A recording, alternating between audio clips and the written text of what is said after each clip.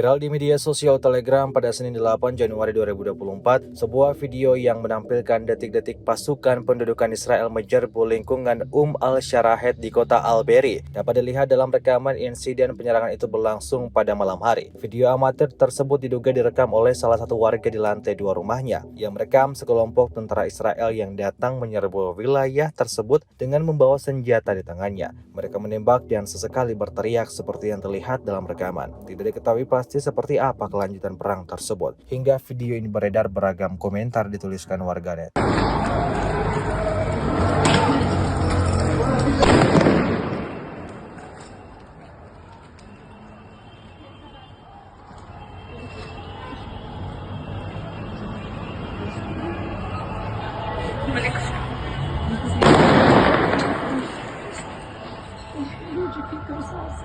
Download Tribun X sekarang, menghadirkan lokal menjadi Indonesia.